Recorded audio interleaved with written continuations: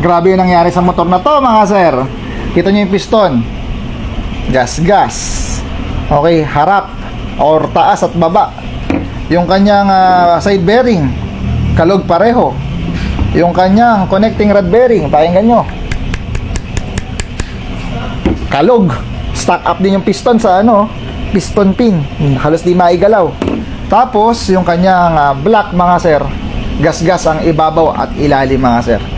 Ang tanong, Sir Mel, bakit nagkaganyan? Okay, paano natin iiwasan at ano ba yung nagiging cause kung bakit nagkakaganyan yung mga motor ninyo, mga sir?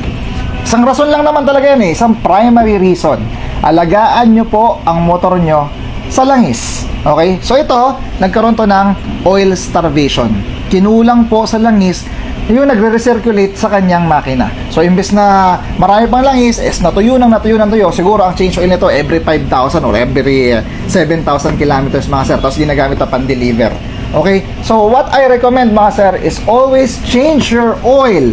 Maximum na po 1,500 kilometers. Palitan nyo na po siya. Ngayon, kung kayo po yung tipo na talagang tipid na tipid sa langis at tipid na tipid sa budget, mga sir, pwede nyo naman po i-check yung dipstick nyo, no?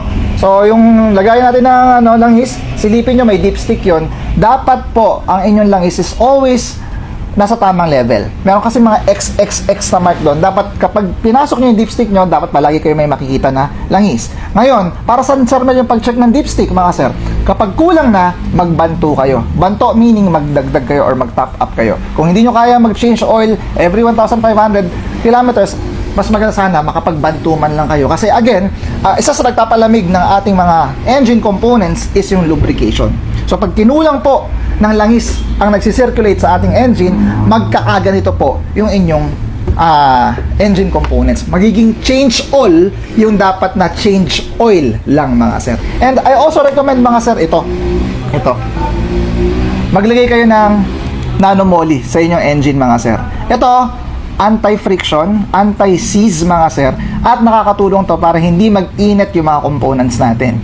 Hinahalo to, mga sir, sa langis nyo. So, sama nyo na sa maintenance nyo. Pag nagpalit kayo ng langis, katulad nitong nanomoly competition na 10W50, ito, recommended to sa klima natin sa Philippines. 50. Sa mga scooters nyo, subukan nyo, mga sir. Mas tatahimik yung inyong engine at mas matibay siya sa initan. Lalo na ang Philippines is a tropical country.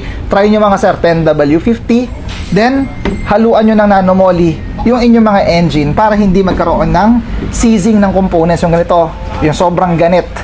Okay? Paano ginagamit sa nanomoly? Dagdag nyo lang to sa inyong langis, mga sir. So, paano alagaan ang inyong mga makina, mga sir?